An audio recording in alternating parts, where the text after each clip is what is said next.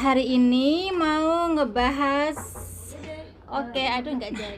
Kali ini kami akan bercerita tentang liku-liku, seluk-beluk Cece ketika dia dikeluarin dari majikan, ketika dia diterminate udah 2 kali. Dia ketakutan bagaimana nanti mau cari majikan lagi, bisa turun nggak ya. Bahkan ketika di interminate dari majikan itu, majikan nulis surat yang rekodnya tuh jelek, dibilangnya Cece nggak bisa kerja. Jadi pokoknya suratnya dari majikan itu yang ditujukan ke imigrasi bener-bener surat jelek, kelakuan nggak baik gitu ya. Tetapi aku percaya anak ini nggak seburuk yang ditulisan itu. Jadi aku tetap cariin dia majikan, aku kasih dia coba bagaimana. Ternyata sampai sekarang dia bisa bekerja dengan baik dan bisa menghandle sama pekerjaan. Setelah itu sekarang di sini nih aku. Nah, mulai nih. Halo Mumun, Cece, kamu bagaimana pertama-tama ketika kamu diterminate majikan dengan cara seperti dibuang kayak gitu? Coba kamu cerita. Ya, sakit, campur bingung mau kemana, karena yang namanya tinggal di rumah orang itu ya dikeluarkan secara mendadak tanpa dikasih tahu, ya semua orang pasti kebingungan aku mau kemana gitu. Walaupun ibaratkan aku pegang uang untuk semalam 2 malam aku tinggal di mana gitu, tapi ya bingung, namanya di negara orang gitu. Dan akhirnya aku menghubungi agent yang pertama kali aku interview dapat majikan pertama. Nah, aku hubungin, terus aku datanglah ke agentnya dan aku cerita semuanya bahwa aku diinterminate mendadak tanpa sepengetahuan aku sama sekali, karena waktu itu aku lagi kerja tiba-tiba dipanggil detik itu juga, jam itu juga, saya harus keluar. Cuma dikasih waktu 45 menit untuk packing pakaian. Saya tidak pikir apa-apa, yang penting saya keluar dengan aman, dengan izin agensi juga, karena kalau tanpa izin agensi juga nanti bermasalah juga. Oke, aku masih ingat waktu itu ya, udah barang-barangmu banyak, terus itu suratnya majikan itu dia bilang katanya kamu nggak bisa jaga anak, Iya, betul. nggak bisa bekerja, Betul. terus perform kamu sangat buruk deh. Iya. Itu yang membuat aku agak nervous, kok bisa majikan tulis surat seperti ini, mempersulit kamu untuk ganti majikan lagi. Iya, karena dia kepengennya tuh aku mungkin udah pulang aja, nggak perlu cari majikan lagi, nggak perlu pergi kemana-mana lagi. Dia maunya aku langsung ke airport, langsung pulang. Tapi yo nggak kayak gitu kan, saya masih butuh pekerjaan, masih butuh uang. Kalau pekerjaan mungkin banyak, tapi yang menggaji itu yang susah. Akhirnya aku datang ke agensi Mem Nanci. Oke, terus ceritakan. Ini nih yang aku mau kasih ingat sama kamu ya, Mumun ya. Ingat nggak waktu pertama kali aku kenalin majikan, kamu bilang, "Mam, ini majikan lamaku yang dulu nih, yang pertama kali nih, bisa bantu aku ngomong." Dia kasih rekomendasi, nanti dia bilang majikan dia bisa ngomong sama calon majikan, jadi bisa membantu. Jadi aku nanti dapat, maksudnya kasih rekod agak baik lah gitu ya. Kita percaya itu ya, inget ya, kita percaya. Nah, ketika ada majikan di telepon, jawabnya apa? Ternyata dia bilang begini, ya kalau masalah pekerjaan baik aku nggak bisa jamin, cuman dia bisa jaga anak. Tapi kalau masalah bersih-bersih mama teh itu artinya biasa-biasa aja. Jadi yang kita harapkan pembelaan dari majikan pertama itu ternyata zong.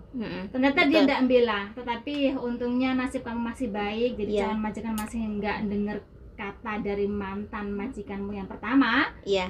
Terus akhirnya ya udah kita proses sampai akhirnya kamu ke Makau, nggak bisa masuk Hong Kong lagi. Coba kamu cerita. Ya, waktu itu bener betul saya udah putus harapan, tapi dibalik putus harapan itu pasti ada jalan keluarnya. Pasti saya dikelilingi dengan orang-orang baik dan tanggung jawab.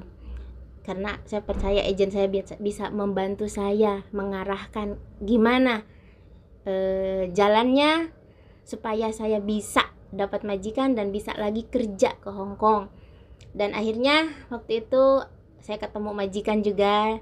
Makasih ya Mem. Ketemu majikan dan interview, terus sempat menelepon majikan lama karena dia bilang, kalau kamu mau cari majikan lagi, saya bisa bantu kamu untuk ngobrol nanti sama agent atau sama majikan baru. Dan ternyata jawabannya mengecewakan saya. Walaupun sampai sekarang masih komunikasi, tapi ya sebatas komunikasi saja. Terus saya pernah pergi ke imigrasi untuk mengajukan visa, tapi harus pergi dulu ke Makau waktu itu. Pergi ke Makau dan aku cerita semua di situ di imigrasi karena aku pikir toh aku nggak salah gitu, ngapain aku harus takut.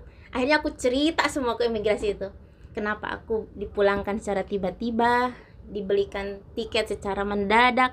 Aku cerita semua dan imigrasi me-welcome-kan saya untuk kembali lagi ke Hong Kong. Jadi determinate itu bukan alasan kamu salah atau enggak, itu yang penting nggak ada kasus kriminal, kalian masih bisa cari majikan lagi di Hong Kong. Jadi buat yang lain nggak perlu takut. Jangan takut, pokoknya semangat semangat. Memang pas waktu itu ya, kalau di interminute itu ya kaget, campur sedih, kok bisa gitu, kok bisa saya nih kerja harus seperti apa. Tapi ya kita kembali lagi, mungkin bukan rezekinya kita di situ, di rumah itu gitu. Dan sekarang alhamdulillah ketemu majikan yang baik, gajinya lancar, juga cukup untuk istirahat lah. Aku tuh seneng karena cukup istirahat, cukup makan, Bisa sholat kan kamu? bisa sholat, bisa sempat kemarin aku minta izin untuk ke masjid ya, Idul Fitri. Ya malah selamat kamu bisa pergi, malah dikasih libur, cuman akunya enggak lah, aku minta izin sholat saja. Ya baik banget, yang penting kita diizinkan sholat. Terus waktu istirahat tuh tidak diganggu dan tidak terganggu gitu. Yang penting gaji lancar, selagi majikan baik, selagi majikan menggaji lancar dan tidak memukul, semangat maju terus. Walaupun pekerjaan banyak, yang penting kita istirahat ada, waktu sholat ada.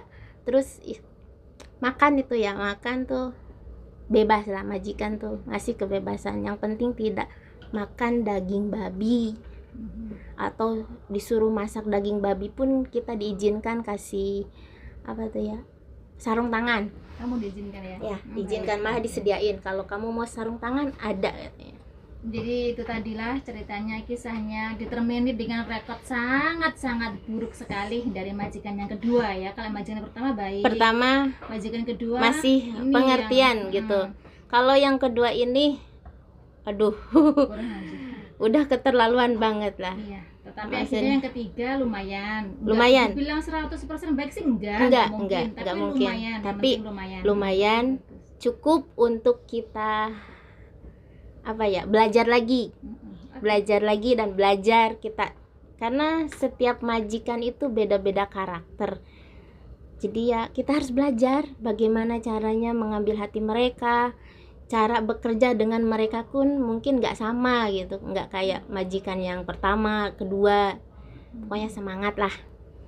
Oke, makasih ya, makasih sama-sama.